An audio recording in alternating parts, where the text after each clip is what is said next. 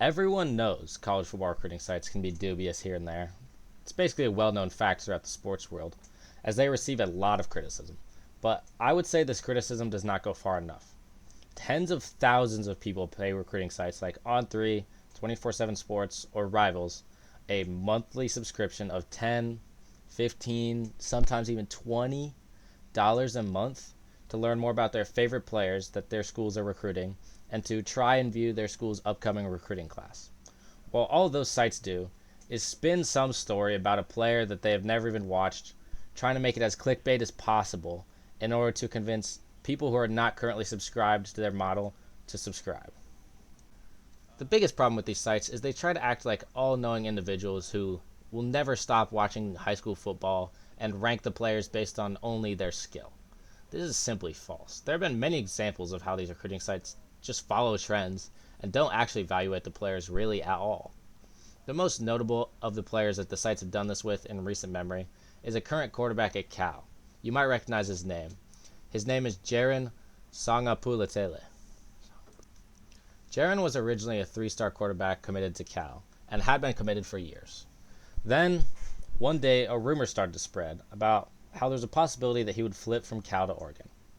And Oregon is obviously a much more prestigious program.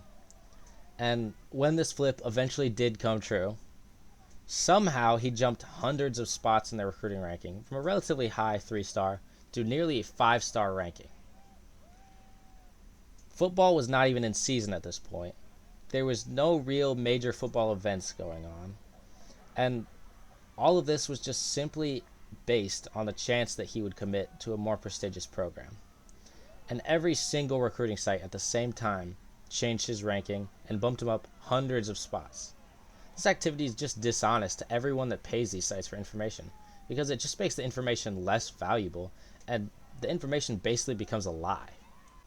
Along with the previous example, recruiting sites will rank basically every single person who's received an offer from a Power 5 school as a 3-star, no matter what kind of circumstances there are. Amari Kamara, the brother of the 2024 Big Ten sack leader Mikhail Kamara, as of February 4th, 2025, had 2 offers, from Hampton-Sydney University and from Averett University, 2 schools that I had personally never really heard of before researching for this video. And he was ranked as a 0-star linebacker coming out of high school. On February 5th, he gets an offer from Indiana University, where his brother plays and is very good at, and he committed the same day. And on the exact same day, he's ranked a 3-star and the 130th best linebacker in the class.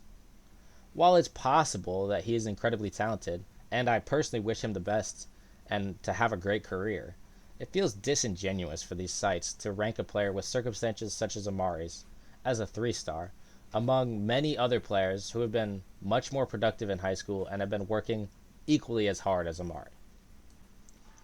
The final problem with recruiting websites is the clickbait titles and headlines used to lure people who, for example, just want to know what the latest rumors on their school's potential star quarterback is. These headlines will deliver people straight to an article where they can read the first paragraph, which is full of hype and potential and hope. But then, to read the rest of the article, they have to subscribe. And those who do subscribe and can read the rest of the article are met with basically nothing, full of rumors that have no real weight.